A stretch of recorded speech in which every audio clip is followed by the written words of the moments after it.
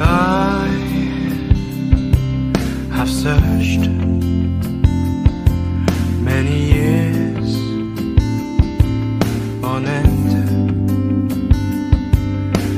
There was none that my soul could depend. My soul cries out for your presence in here. This very hour, for your presence in here. In His name I find, in His name I find, in His name I find the peace I seek. In His name I find, in His name I find, in His name I find the joy I seek. In your presence I am free from the chain that has bound me. In your presence I am calm, waiting for the kingdom come. In your presence I am free from the chain that has bound me. In your presence I am calm, waiting for the kingdom come. In His name I find, in His name I find, in His name I find the peace I seek. In His name I find, in His name I find, in His name I find the joy I seek.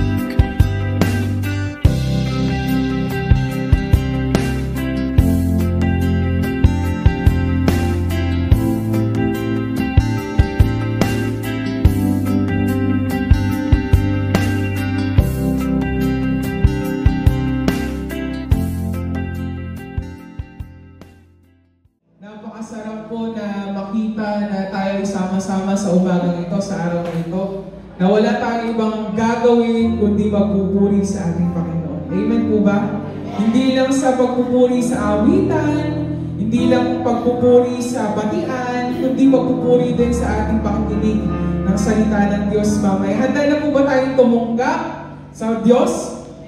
Amen. Pero bago tayo tumanggap, tayo muna ay magbigay ng papuri sa ating Panginoon. Amen po? Amen. So lahat nga po ng pinagpala ng Panginoon sa nakaraang ilang araw ay magsitayo na po. Wala naman sigurong mananatiling nakaupo kasi lahat tayo ay nakaranas ng pagpapala ng Panginoon. Amen po ba? At sa umagang ito, gusto ko lang po i-encourage ang bawat isa na isang-tabi muna natin yung mga worries and cares natin sa buhay sa umagang ito at ilagay natin si Jesus, ang ating Diyos, sa karapat-dapat niyang kalagyan. Saan po kaya yun? Sa unang-una. Sabihin mo nga, unang-una. Unang-una. Sabihin mo nga sa Panginoon, Lord, Ikaw ang number one. Sa buhay ko, sa puso ko, at sa aking pagpupuri sa oras na ito. Amen. Palakpakan nga po natin ang Panginoon. Hallelujah, Jesus. Hallelujah. Tunay, Panginoon, sa umagang ito, we will declare, Lord God, that you are our number one, Panginoon. At kami, Panginoon, ay tunay nagpapasalamat sa oras na ito, na binigyan mo kami minsan pa ng pagkakataon, Lord God, na makadulog sa iyong trono, O Diyos, sa umagang ito. makapaghandog ng papuri, makaawit, makaindak, maiyalay ang aming taus-pusong pasasalamat sa iyong kabutihan, Panginoon, sa iyong katapatan sa aming mga buhay. Tunay, O Diyos, you are our number one. Hallelujah. Thank you, Lord Jesus. Sa iyo ang papuri sa mga oras na ito, Lord God. Hallelujah. Ikaw lamang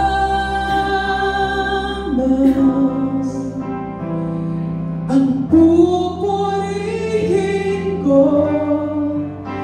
Ikaw lamang ang sasambahin ko, Panginoong Jesus.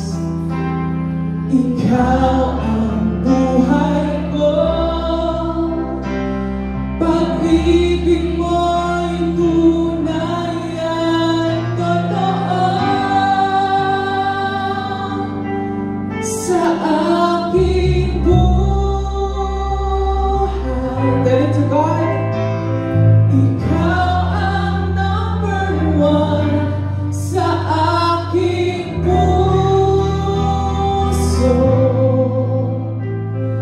You're the only one. Problema may dumating, magtitiwala sa'yo. Mga salita mo ay di nagbabago. Isang ba ikaw lamang,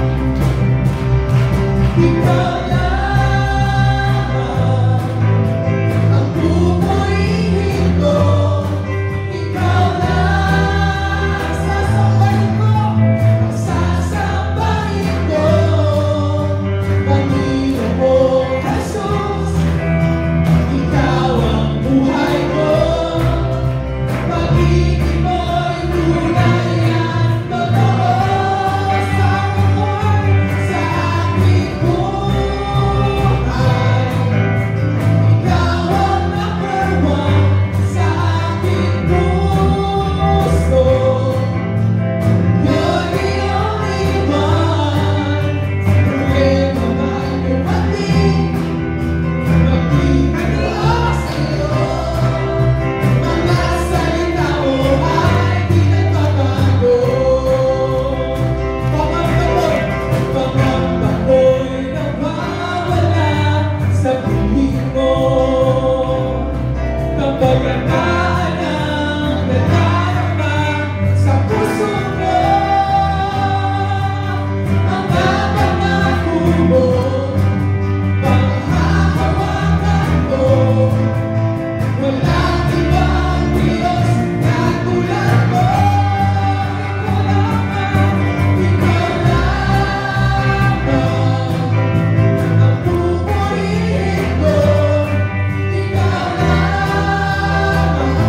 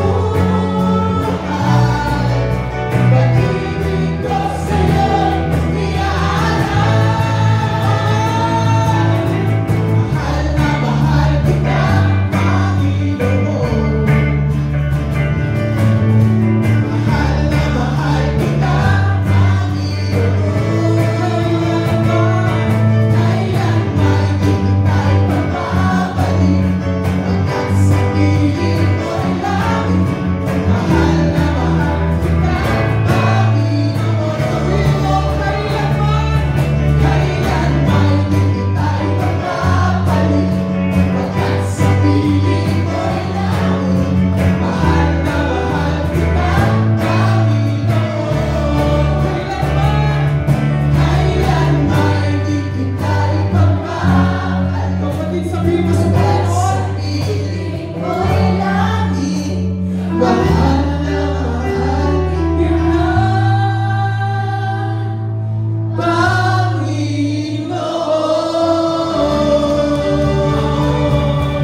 Tunay na Diyos, kami ay umiibig at umiibig sa'yo sa kadahilanan, O Diyos, na Ikaw ang unang Diyos na umibig sa amin. Kaya masasabi namin sa umaga ito, Lord God, na nag-iisa ka lamang. Wala kang katulad sa aming buhay, Panginoon. Ikaw ang Diyos na nananatiling mabuti, tapat, Panginoon, sa iyong mga anak. Kaya sa oras na ito, wala kaming ibang itataas na pangalan, kundi ang pangalan mo lang, Jesus. O, dakilain ka, Panginoon, sa oras na ito. Purihin ka ng iyong mga anak. For you deserve, Panginoon, ang papuri at pagsamba. Sa simple mga awitin na ito, Lord God, walang ibang nais ang aming puso at isipan, kundi ang maitaas lamang ang iyong nag-iisang pangalan. Karapat-dapat ka ng papuri at pagsamba, aming Diyos. Thank you, Lord God. Thank you, Jesus, for your faithfulness, for your goodness in our lives, O Lord. Hallelujah. Hallelujah, Jesus. Purihin ka.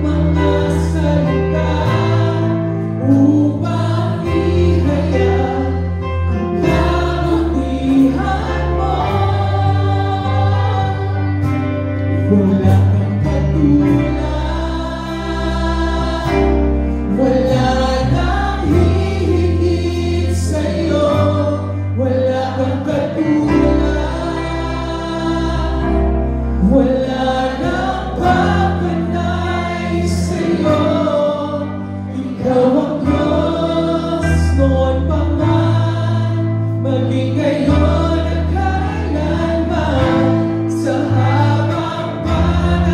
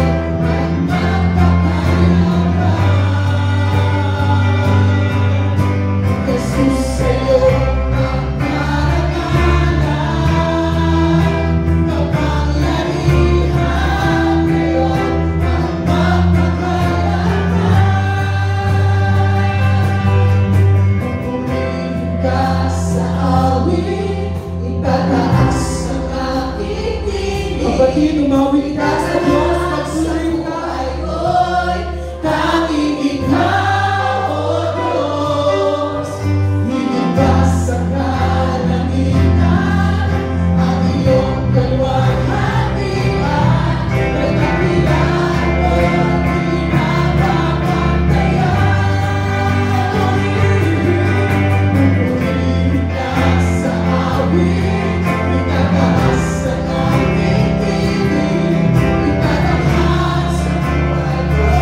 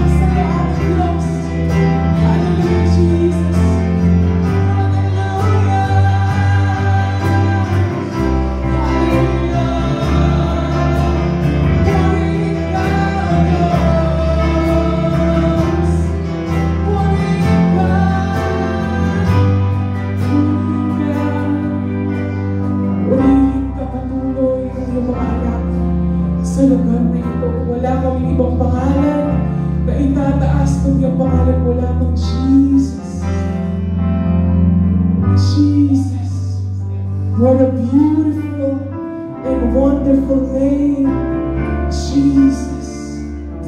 Thank you, Lord God. Thank you, Jesus. For the last time, can we sing this?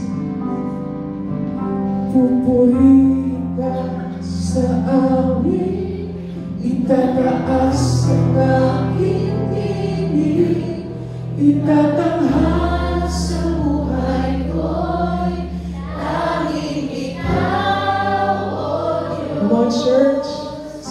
Higit pa sa kalangitan, ang iyong kalwalhatian, kadakilan mo'y di mapapantayan. Can we shout the name of Jesus? Jesus! Jesus!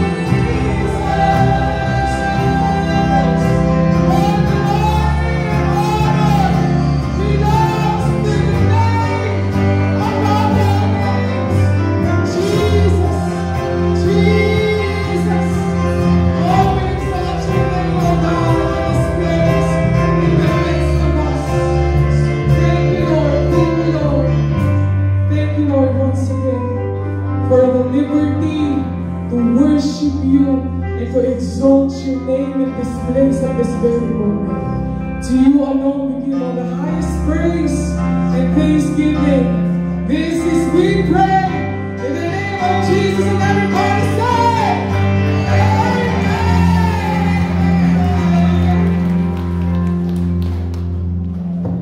Panginoon. Hallelujah. Grabing spirit of worship and praise meron po tayo. Tunay nga na kulang ang salita para pasalamatan natin ang ating Panginoon. Kulang ang anumang palakpak na pwede nating igawad para pasalamatan natin ang Diyos sa kanyang kabutihan at katapatan sa ating pong mga buhay.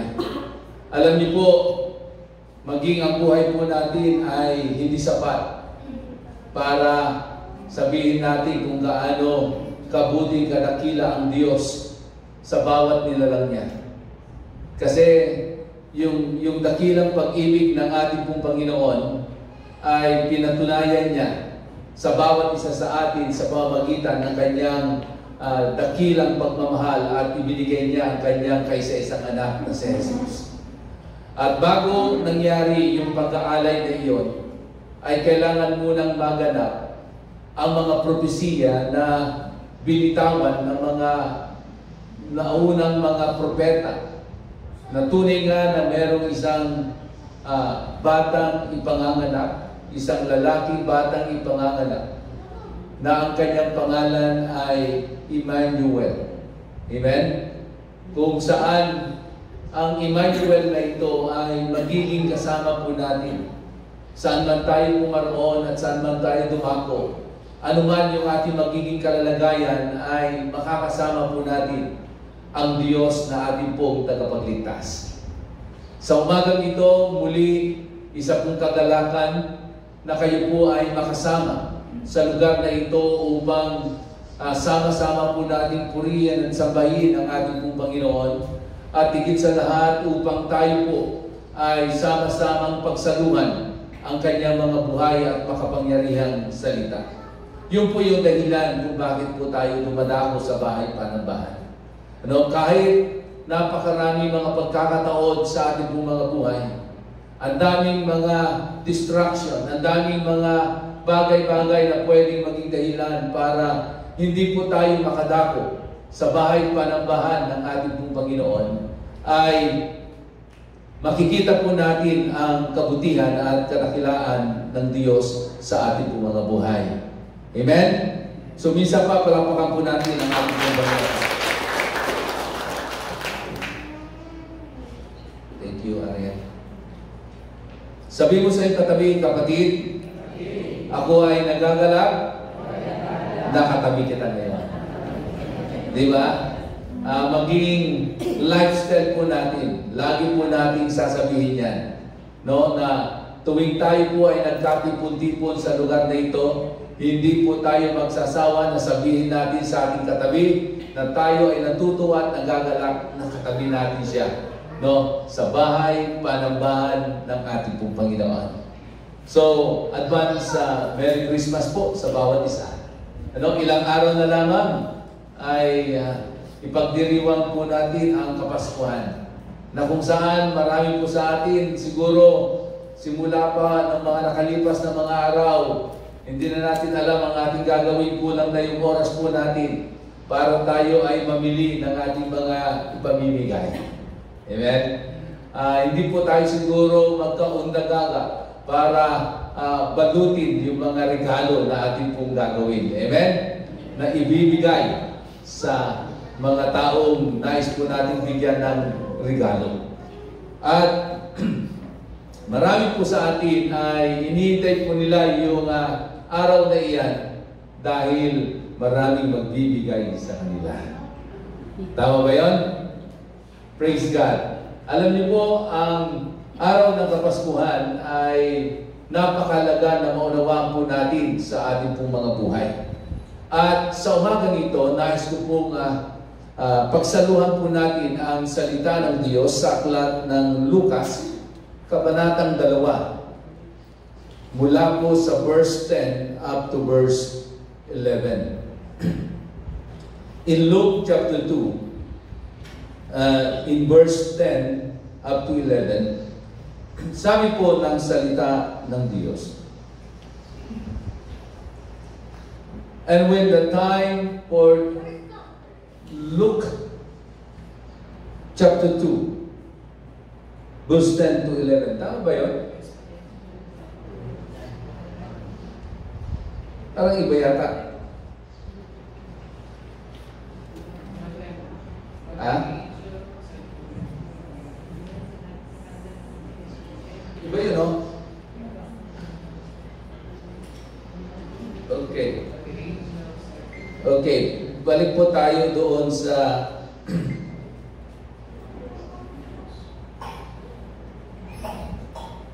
di ba nakalagay dyan? But the angel of the Lord said to them, do not be afraid. I bring you good news that will cause great joy for all the people. Today in the town of David, a Savior has been born to you. He is the Messiah. Amen? Sa Tagalog, ngunit sinabi sa kanila ng anghel, huwag kayong matakot.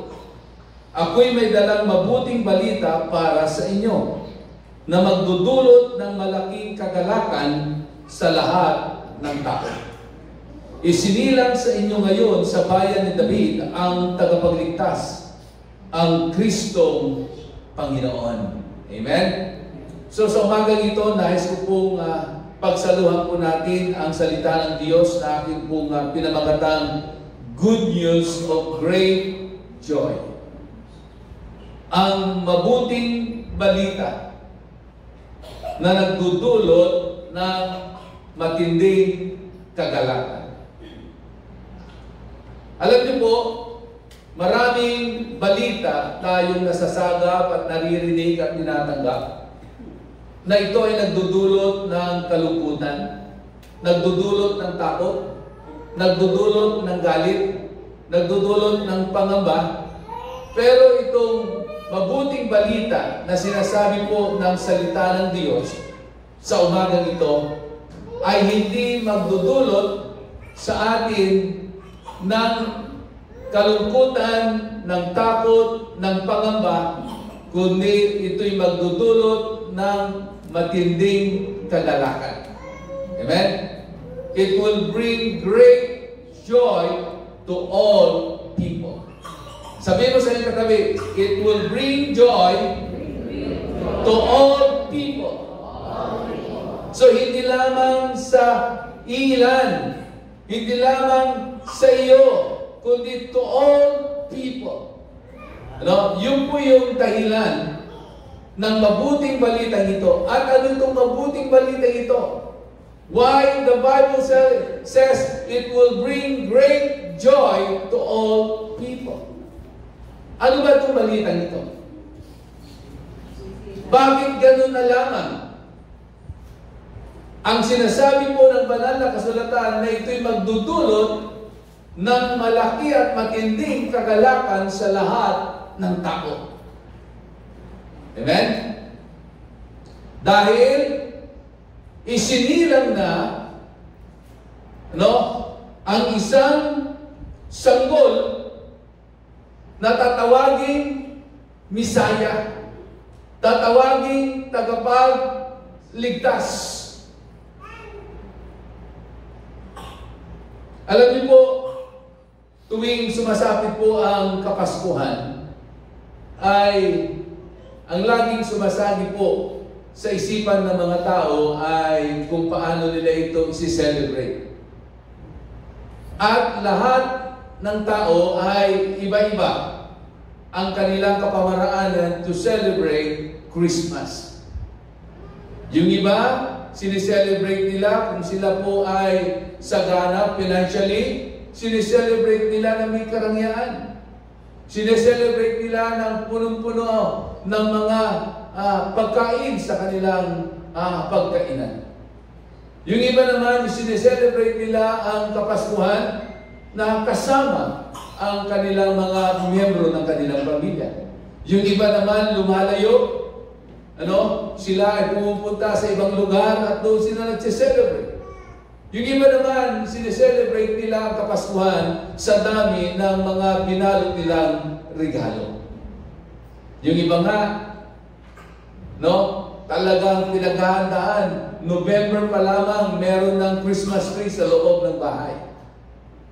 Pero paglipas ng maraming taon, yung iba sa sobrang dami na ng ginagawa at kabisihan, wala ng panahon para magkabit ng Christmas tree. Alam niyo po, kahit ako, pinapagalitan ako ni Pastor Julie at ni Precious, kasi meron pong malaking parol dyan, nakatago, na kumuputi-putita pag isinaksak mo. Hanggang ngayon, hindi ko pa naikakabit. Baka maikakabit ko lamang yon pag bagong taon. Amen? So pero maraming mga tao ay may kanya-kanyang kapamaraanan ng pagdaraos o pag-celebrate ng Kapaskuhan. Pero merong apat na mga salita na hindi nawawala sa pag-celebrate ng Kapaskuhan. Ito po yung salitang Merry. Okay? O yung cheer o happiness and joy. At itong apat na ito ay dapat ay hindi nawawala sa pag-celebrate po natin ng Kapaskuhan. Dahil ang sineselebrate po natin ay hindi yung mga inaanak natin na sa 25 ng umaga, hindi ka pa nakakapaghilamos ay meron ng kumakatok. Amen? Dala-dala na sila ng kanilang mga nanay, kasama ang kanilang mga kapatid. Pero, hindi po yun. Ang mahalaga sa lahat ay yung nakapaloob doon sa dala-dala ng mismo na walang iba, si Kristo, kung bakit meron po Kapaskuhan tayong isinicelebrate. At ito po yung nais ko pong tignan po natin dahil dito po sa talatang ating pong binasa ay nakapaloob yung salitang joy. Because joy is more than happiness. Higit pa sa saya, higit pa sa pagdiriwang ng anumang mga selebrasyon, kundi ang joy ay masusumpungan lamang natin sa ating Panginoong Jesucristo. Yung joy na ito ay hindi pwedeng palitan ng anumang mga binalot na regalo. Dahil ang joy mismo ay nagmumula sa ating Panginoong Jesucristo.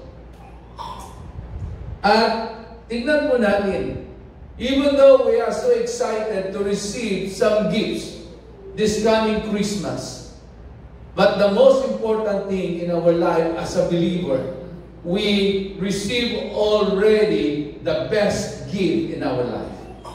Amen? Sa buhay po natin, tinanggap na natin yung pinakamainam na regalo. Okay? Hindi yung ina-expect nating regalo na binalot ni nanay, binalot ni tito, binalot ni ninong o ni ninang sa parating na araw ng Kapaskuhan, kundi mismo yung pinakamainam na regalo ay natanggap na natin simula nung isuko natin ang ating pong buhay kanino? Kay Kristo. Nung tanggapin natin siya bilang Panginoon at tagapagligtas ng ating pong buhay. At itong regalong ito, hindi mapapasa iyo pag hindi mo tinanggap. Amen? Kahit na ipagduldulan pa sa iyo, kahit na libre pa itong regalong ito, pag hindi mo ito tinanggap, hindi mapapasa iyo. Pero salamat sa ating pong Panginoon. Nung araw at panahon na isinuko natin ang ating pong buhay sa ating Panginoon, ay tinanggap natin itong the best na regalong ito. Walang iba ang ating Panginoong Jesucristo. Amen? At sabi ganon, ang pagkakasilang ng batang ito ay magbibigay ng kagalakan sa lahat ng tao. Pero, bakit maging sa mga oras na ito at sa mga panahon na meron po tayo, ay marami pa rin mga tao na hindi mo makakitaan ng kagalakan sa kanilang buhay? Kung talagang tinanggap mo ang ating Panginoong Jesucristo, bakit hindi dumadaloy o nagmamanifest yung joy sa buhay mo? Meron pong problema. Pero kung talagang tinanggap mo ang Diyos, si Kristo, sa buhay mo, hindi pwedeng hindi dadaloy ang kagalakan. Kasi si Jesus mismo yung joy natin. Okay? Siya yung source ng joy na hinahanap po natin. At yung joy na ito, hindi mo pwedeng mahanap sa anumang supermarket. Meron siguro yung joy na pangbukas. Pero yung joy na magbibigay sa iyo ng ngiti, yung joy na magpapalakas ng iyong pananampalataya, yung joy na magtutulak sa iyo upang magpatuloy kang maglingkod sa ating Panginoon, masusumpungan mo lamang yung joy na ito kay Kristo. Amen? Na kahit anong pagdaanan mong pagsubok at problema sa iyong buhay, once na dumadaloy itong joy na ito sa iyong buhay, babaliwalain mo ang anumang pagsubok at problema sa iyong buhay. Anumang kalungkutan yan, anumang disappointment yan o discouragement yan, isasantabi mo dahil dumadaloy ang kagalakan sa iyong buhay. Alam niyo kapatid, ang buhay po natin, it's a matter of choice. It's a matter of choice. Ito'y nakadepende sa iyong pagpili. Pwede mong piliin sa araw na ito na ikaw ay maging malungkot. Pwede mong piliin sa araw na ito upang ikaw ay magalit. Pwede mong piliin sa araw na ito na ikaw ay panghinaan. At pwede mo rin piliin sa araw na ito na ikaw ay maging masaya.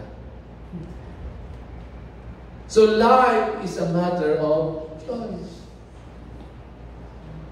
Pag pinili mo na ikaw ay daluyan at magmanifest lagi ang kagalakan mula sa ating Panginoon, yun ang mangyayari. Kaya nga, hindi nyo ba napapansin mga kapatid? Pag may pagsubok at problema tayong pinagdaraanan, baliwala na sa atin. Kasi natatabunan na ng joy na meron tayo sa mga bagay na pinagdaraanan natin sa ating pong mga buhay. At alam nyo, itong joy na ito ay merong grabing epekto sa ating pong paglilingkod at sa ating pong buhay bilang mga mananampalataya. Meron pong pangyayari sa buhay ng tatlong mago o the three wise men. Sabi ganon dito in Matthew chapter 2. Beginning verse 10 to 11. Tingnan po natin bakit ang grabing kagalakan na pwedeng maranasan ng isang tao, ito'y magdudulot sa kanya na gumawa ng isang bagay na kalugod-lugod at kaaya-aya sa paningin ng ating pong Panginoon. Basahin po natin. Sabi nga when they saw the star, they rejoiced exceedingly with great joy. Amen? Nung makita raw nila yung tala o yung bituin, sila ay nagsaya. They rejoice with exceedingly great joy. Isang nag-uumapaw at grabing kagalakan ang kanilang naranasan. And they said, and going into the house, they saw the child with Mary, his mother, and they fell down and worshiped him. Ganito po ang nangyari. Sabi nga doon, nung makita raw nila yung tala, ano ang naging reaction nila? Sila ay saya. They rejoice. At anong klaseng pagsasaya ang kanilang ipinakita nung nakita nila yung tala? Exceedingly great joy. Okay? So, because of the joy, when they enter the house, they saw the child. At yung bata na yon ay nasaan daw? Ito ay kalong-kalong ni Mary. Okay? And when they saw the child, they worshiped the mother? No. They worshiped the child. Okay? So, kung ikaw ay galak na galak, yung kagalakan ba na yun ay sapat lang sa ilang minuto? Okay? Sapat lang ba ng ilang oras? Di ba hindi? Pag ikaw ay tuwang-tuwa, galak na galak at sobrang saya mo, di ba kahit sa pagtulog mo, nakangiti ka? Di ba? Kaya nung pagpasok nila sa tahanan o sa bahay kung nasaan si Maria kasama ang batang sanggol na si Jesus, siyempre, punong-puno sila ng kagalakan. Okay? At yung kagalakan na yon ang nagtulak sa kanila para ano? The joy, tignan niyo po why this joy is so important in our life. Bakit wag nating babaliwalain ang kagalakan na ibinibigay ng ating Panginoon? Kasi merong malaking layunin ito sa buhay po natin at sa ating pong pagsamba sa Diyos at sa ating pong paglilingkod sa Kanya. Amen? Kasi hindi mo mai-enjoy ang iyong paglilingkod sa Diyos, hindi ka tatagal kung ikaw ay laging nakasimangot. Kung hindi ka masaya sa iyong ginagawa. Amen? Tignan mo yung katabi mo. Nung siya ba ay nagbibihis, papunta dito, masaya ba siya? O napipilitan lang? Dahil niyaya mo. Amen? So sabi nga nun, because of this exceedingly great joy that they have, when they entered the house and when they saw the child with Mary, they worship Him. Okay? So, this exceedingly great joy that they have caused them to worship Jesus. Hello? Sa buhay mo namin, kapatid, pag ikaw ay hindi masaya, kahit pagtaas ng kamay, hindi mo may tataas yan. Kahit sinabi pa ng mga worship leader natin, ipalakpak niyo yung kamay, hindi ka makapalakpak. Kahit sabihin pa ng mga worship leader natin sa oras ng ating pagpupuri at pagsamba sa Diyos, sumayaw tayo sa ating Panginoon, hindi mo may galaw ang iyong katawan. Bakit? Because there's no joy. Pero pag merong kagalakan, hindi mahirap, malaya, at yung joy na yan will cause you to worship more Jesus. Amen? Kaya nga dapat araw-araw, always ask Jesus to let the joy of the Lord flow upon our life.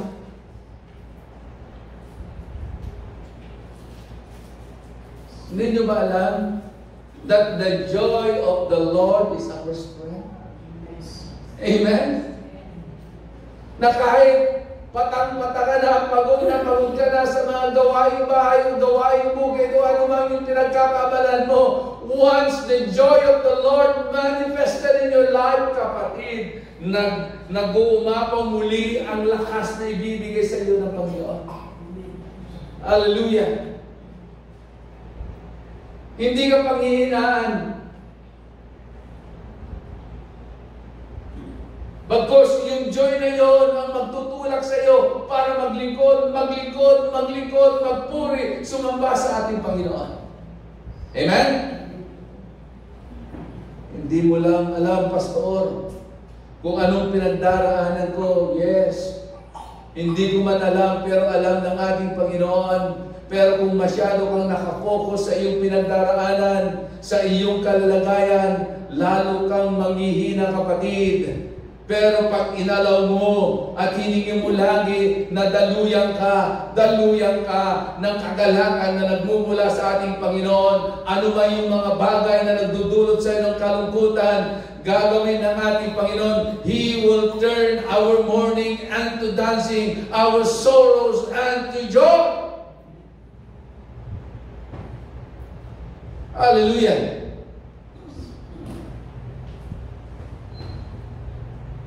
So the joy at the sight of Jesus flows into worship as the seed, the child. Automatic. Subukan mo. Sa susunod na linggo, paggising mo pa lamang, nakasimangot ka na, naligo ka, nakasimangot ka, nagbihis ka, nakasimangot ka, lumalakad ka papunta sa church, nakasimangot ka, pagdating mo dito, kahit oras ng pagpupulit, pagsamba, nakasimangot ka pa rin. Hanggang pagkatapos ng church, nakasimangot ka pa rin. Pero paggising mo, punong-puno ka na ng kagalakan. Habang naliligo ka, dumadalo yung maapaw ang kagalakan. Maniwala ka, kahit sintonado ka, aawit ka habang bumubuhos yung tubig sa iyong mga ulo. Habang nagsasabog ka, nagsashampoo ka, nagpapanlaw ka, kapatid, umaawit ka. Siguro habang nagbibihis ka, papito-pito ka pa, tapos pagtingin mo sa salamin, ganun-ganun ka pa. Amen? Kasi dumatalo yung kagalakan. Habang naglalakad ka papunta sa church, oh, this is the day that the Lord has made. I will rejoice and be glad in it. Paawit-awit ka, pakanta-kanta ka pa. Amen? Pag pinatayo na tayo ng worship leader, sigurado. Amen? Kahit hindi niya pa sinasabi papalakpak, pumapalakpak ka na. Bakit? Grabing kagalakan. This great joy caused them to worship Jesus. At sa sumunod na talata, kung titignan po natin dito, meron pang nangyari. After they worship the child, di ba sabi ng bata sa mga sunod na talata, when they saw the child with Mary, they worship the child. Sa ibang translation nga, they kneel down and then they worship the child and they open their gifts and they offer to Jesus. Okay? So, that joy caused them to give. Ulitin ko. That joy that they experienced caused them to give. Hello? Yung kagalakan na kanilang naranasan, matapos nilang sambahin sambahin ang bata, yun din ang nagtulak sa kanila para ibigay nila ang kanilang regalo kanino? Kay Jesus. They offer their gifts. Alam niyo po, pag nag-uumapaw ang kagalakan sa ating po mga puso, hindi po mahirap mag-offering. Hindi po mahirap magbigay ng ating tithes. Amen po ba? Dahil nag-uumapaw yung kagalakan sa ating mga buhay. So this great joy that they have caused them to offer sacrifices, to offer their gifts to Jesus.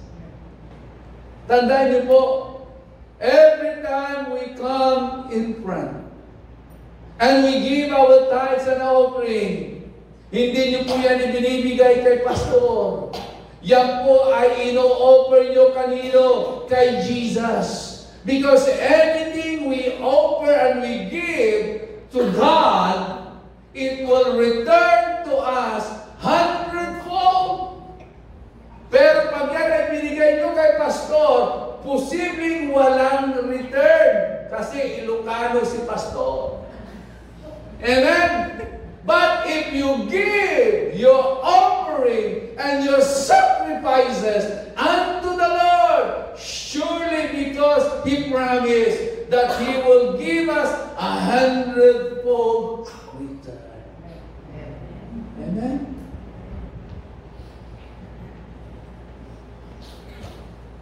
Ano pa sumunod?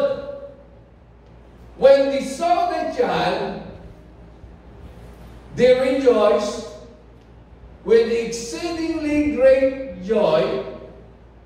When they entered the house, they saw the child with Mary, and they worshipped the child. And then after they worshipped the child, they opened their gifts and they offered to the child. And then after that, ano sabi po ng Biblia? When the night comes, an angel of the Lord spoke to them, and the angel of the Lord said, do not return the same way you came. Amen? Huwag na kayong bumalik doon sa dati niyong dinaanan. Mag-iba na kayo ng daan. Amen? Kaya nung sila ay bumalik, iba na yung daan. Hindi na yung dating daan. Amen? Kundi ang dinaanan nila ay yung tamang daan na walang iba ang ating Panginoong Hesukristo. Amen? So, because of the joy that is flowing upon their life, after they worship the child, and after they give the sacrifices to the child, they change the way back home. Anong ibig sabihin nun? Dahil sa kagalakan na dumadaloy sa ating mga buhay, hindi na natin naisip pa na balikan natin ang dati nating buhay. Amen? Dahil yung dating buhay na meron po tayo, nagdudulot ng kalungkutan, nagdudulot ng kapigatian, nagdudulot ng takot. Pero dahil yung kagalakan ay dumadaloy sa atin, ito'y nagdulot sa atin para mag-iba na tayo ng landasin ng ating pong mga buhay. Kaya nga, yung joy na dumadaloy na bigay ni Kristo sa ating pong mga buhay ang naging dahilan para siya ang ating sambahin at akilain ng ating pong mga buhay. Amen? Palakpakan natin ang ating pong Panginoon.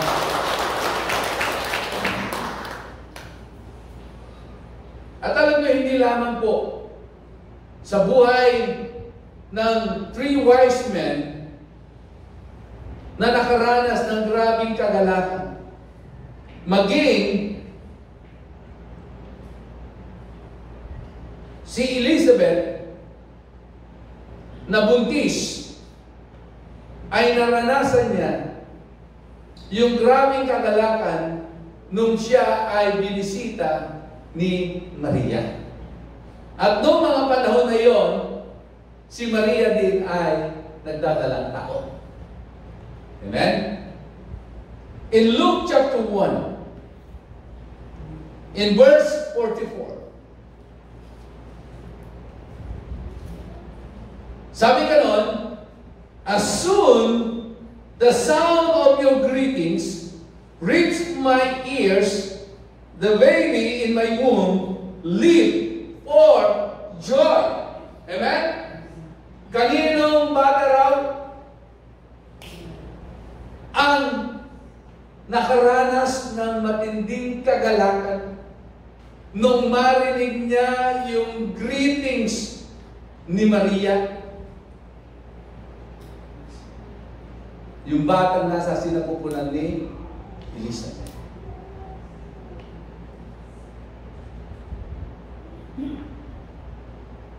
Dahil ng mga oras na yon, si Maria ay nagdadalang tao. So, nung nagdadalang tao siya, dumalaw siya kay Elizabeth. At nung bumati itong si Maria, sabi ng banal na kasulatan, yung bata na nasa sinapupunan ni Elizabeth ay nagalak. The baby leaped for joy. Sino dito yung naranasan niya nung siya ay nagdadalang tao, nung binati siya, nung sino mang mga taong bumati sa kanya, biglang gumalaw yung bata? Yung iba pa nga, parang sumisipan. Amen? Nagre-response. So makikita nyo, nasa sinapupunan pa lamang ni Mary, itong si Jesus, may dala-dala ng kagalakan. Amen? May dala-dala ng kagalakan. Eh yung pa kayang mismong nakita nila physically itong si Jesus. Yun, nasa sinapupunan pa lang, grabe ng kagalakan ang naidudulot.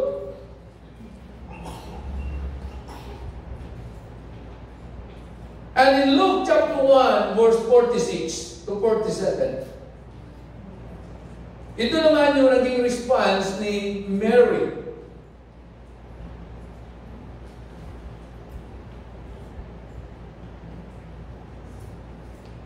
Dahil matindi yung galak na kanyang nararanasan. Anong response ni Mary? And Mary said, my soul glorifies the Lord, and my spirit rejoices in God my Savior.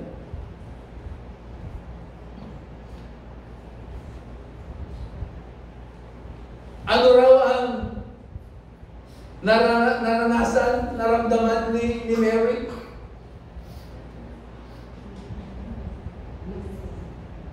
Nung pinagbubuntis niya si Jesus, grabing kagalakan. Sabi nga, not only himself, but also her spirit rejoices. Kanino? In God, her Savior. Tingnan nyo si Mary. Mismong si Mary, in-acknowledge niya na si Jesus ang kanyang Savior. Yun ang katotohanan. Salamat sa Diyos, nabuksan tayo.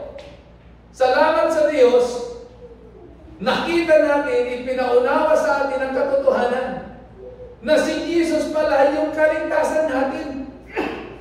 Hindi kung kani-kanino o kung sino-sino, na si Jesus pala yung kaligtasan natin, kasi even Mary acknowledged that Jesus is her Savior.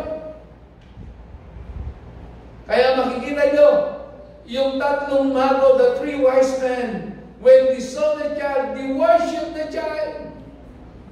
walang karapat-dapat na pwedeng tumanggap ng ating pagsamba kundi ang ating Panginoong Jesucristo. Amen?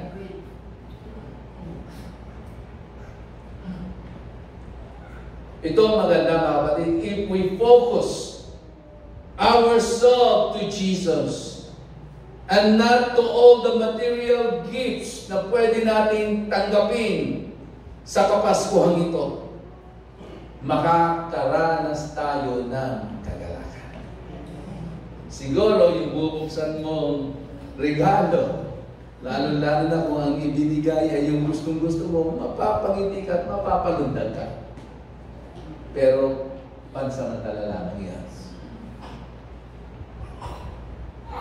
But if we focus ourselves to Jesus, we will experience great joy.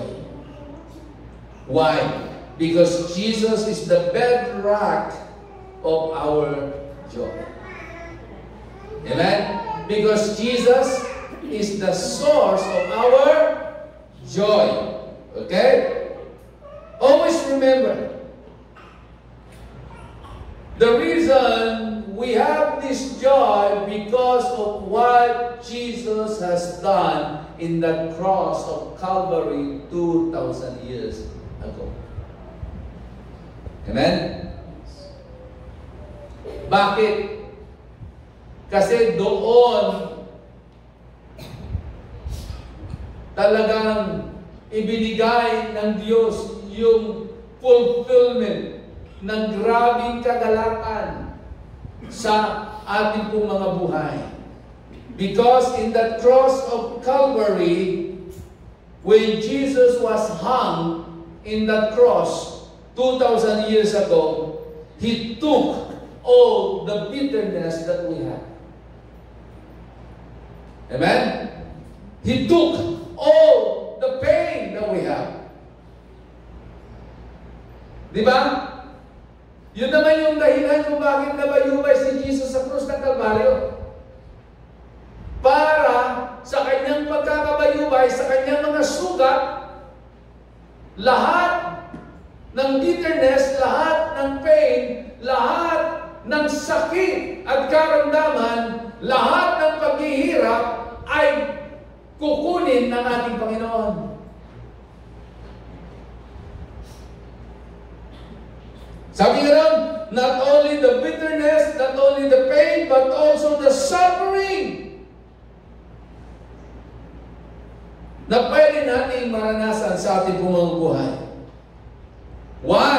Why Jesus took the bitterness, the pain, and the suffering so that you and me will experience the great joy that Jesus offered into our life.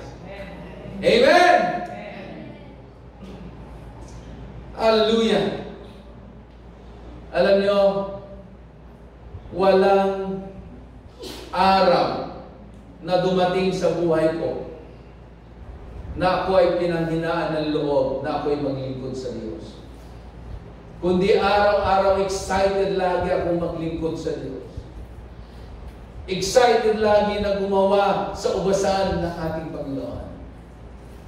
May mga panahon na nanghihina ang ating mga pisikal na pangatawan, pero yung spirit natin nandun lagi, yung nais at gusto na paglingkuran ang ating pong Panginoon.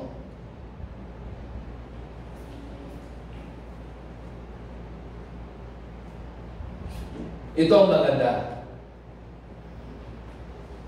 Nasaan ka man, anuman ang iyong kalalagayan, kapatid, huwag mong kakalimutan, joy is possible in our life.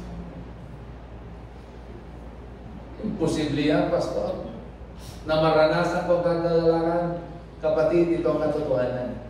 Nasaan ka man, anuman ang kayong kalalagayan, ang kagalakan ay posible mong maranasan. Amen?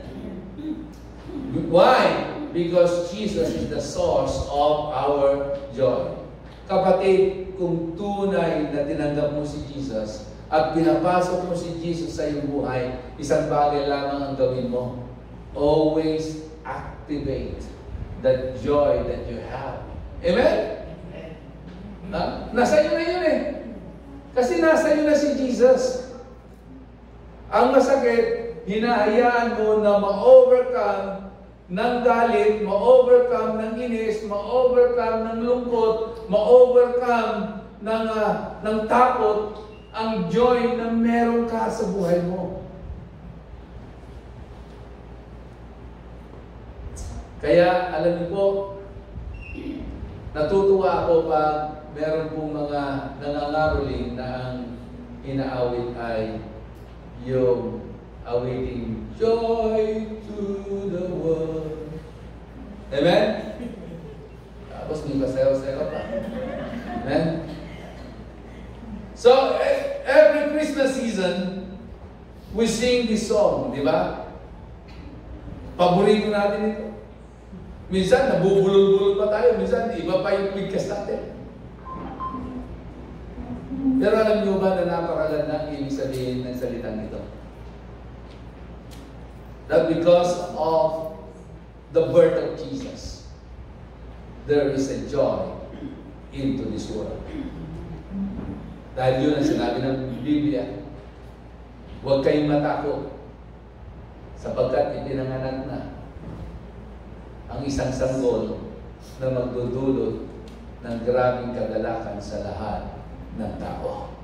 Amen? Because of the birth of Jesus, there is a joy into this world. Sabi nga ng awitin, joy to the world, the Lord is come. Let earth receive her King. Amen?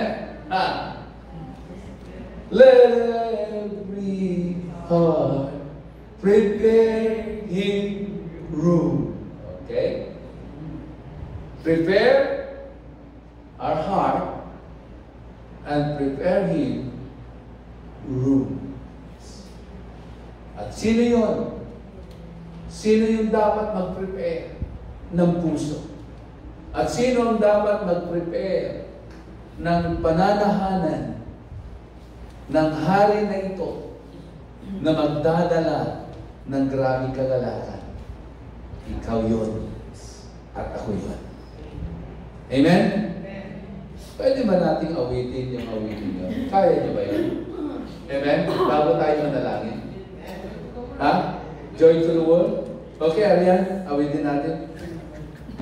Sige, tayo po tumayo at awitin po natin ang awitin ito. Let's declare the message of the song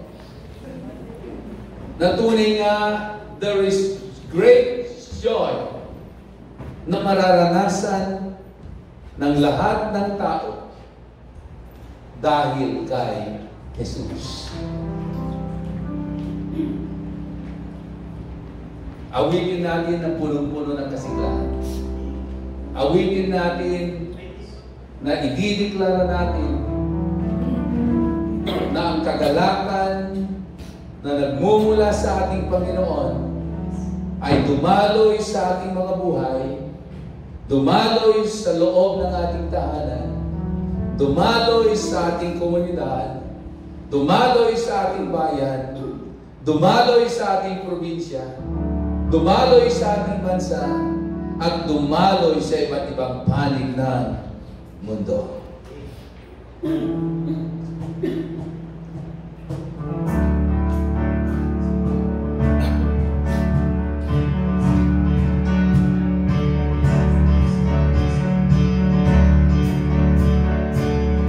Praise, praise. Yan, sabayin po ako. Say, joy to the world, the Lord is come. Joy to the world, the Lord is. Sing it!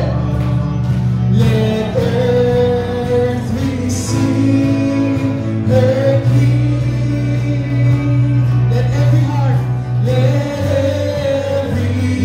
heart prepare Him room, and heaven and nature sing, and heaven and nature sing.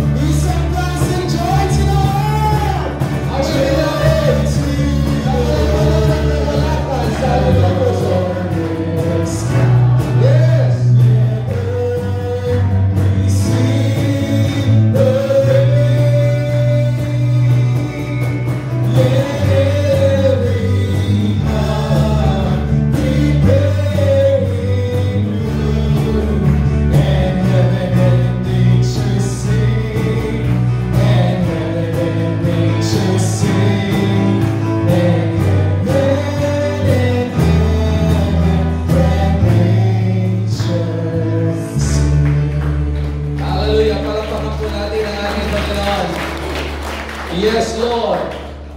Thank you for the joy that we have.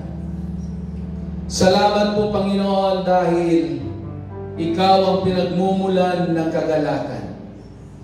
Yun yung dahilan, Panginoon, kung bakit merong isang sanggol na isinilan na ang kanyang pangalan ay Jesus.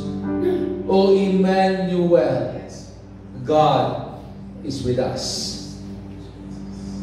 Salamat po, Panginoon, dahil hindi kalungkutan, hindi kapigatigan, hindi takot ang iyong daladala, kundi kagalakan. Panginoon, kami ay lumalapit sa iyo sa mga oras na ito. Ikaw ang nakakaalam at nakakabatid ng tunay na kalalagayan ng aming mga puso at espiritu. Alam mo rin, O Diyos, ang laman ng aming mga isipan. Marami sa amin gulo, naguguluhan, natatakot, o nakakaranas ng sobrang lungkot, ng sobrang pangamba.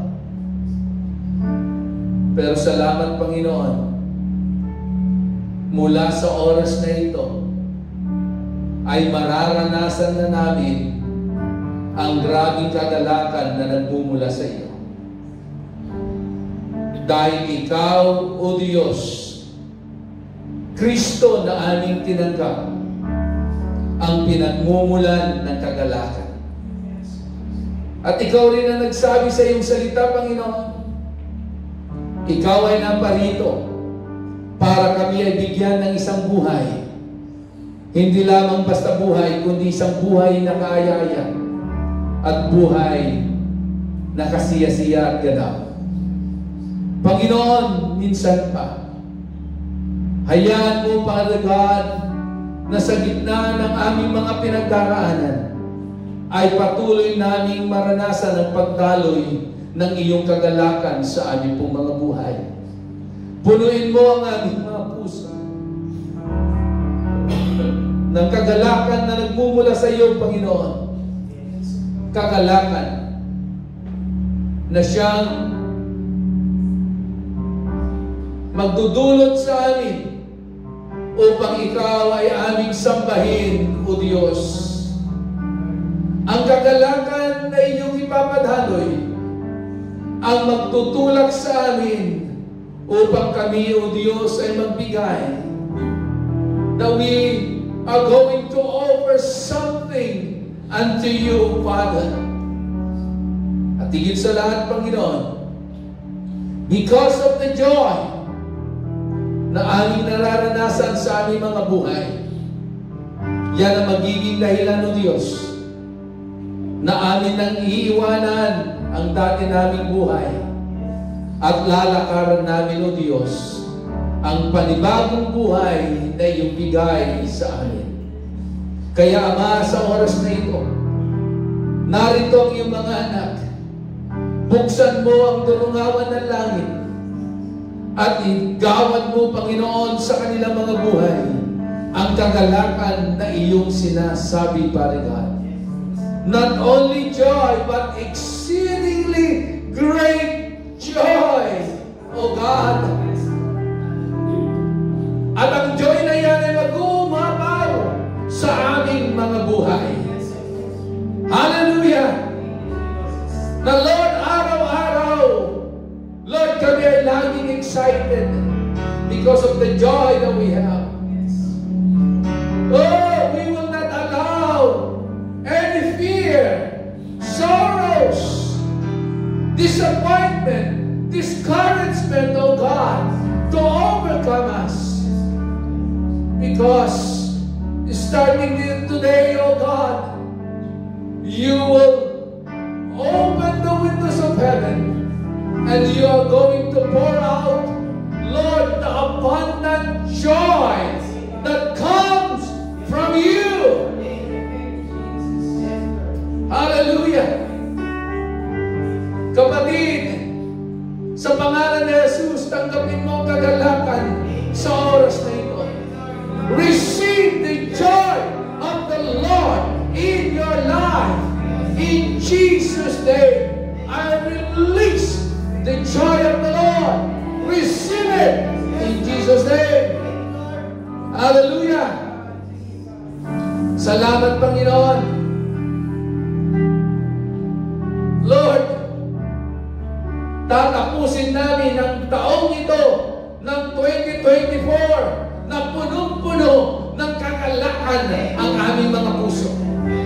At sasalubungin namin at sisimulan namin ang aming mga buhay ang taon ng 2025 na punong-puno ng kagalakan. Oh God, in the name of Jesus, open the windows of heaven, O God, and pour out the joy that comes from you. Thank you, Lord. Sa oras din ito po, Panginoon,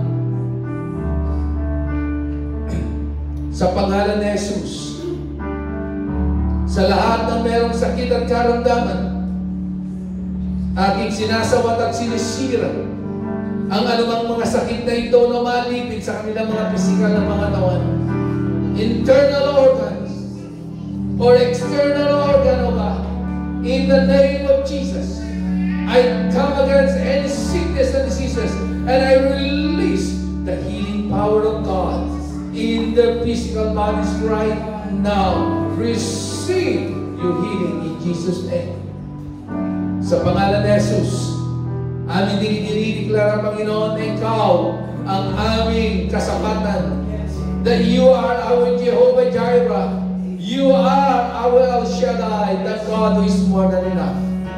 In the name of Jesus, Lord, I pray that you will open the windows of heaven and pour out your abundant blessing and provision to your children. In Jesus' name, receive your provision right now. In Jesus' name. Hallelujah. Salamat, Panginoon. Dalangin ko rin, Panginoon, sa oras na ito, napakaingatan mo ang bawat isa. Ilayo sa anumang disgrasya at panganib. Lalong-lalo na sa panahon na sila ay magsiselebrate ng Kapaskuhan at ng bagong taon. Lord, O God, hindi mo lamang ipapadalo ang kagalakan at kasiyahan sa kanilang mga buhay, kundi pati ang iyong pag-iingat, O Diyos. Salamat po. Kaya Ama, minsan pa, sa oras na ito, sa iyo namin pinagkakatiwala ang lahat, at ngayon pa lamang, pinapasalamatan ka na namin, O Diyos, sa kasabutan at katuparan ng aming mga panalangin. Kaya sa oras na ito, sa iyo namin ibinibigay ang lahat ng papuri, lahat ng pasasalamat, at lahat ng pagdakila sa pangalan lamang ng iyong anak na si Jesus. Ang lahat ay magsabi ng Amen and Amen. Hallelujah! Tell it to God. Ikaw ang number one sa aking puso. You're the only one. Problema may dumating, magtitiwala sa'yo. Mga salita mo ay di nagbabago. Isang bako lang, ikaw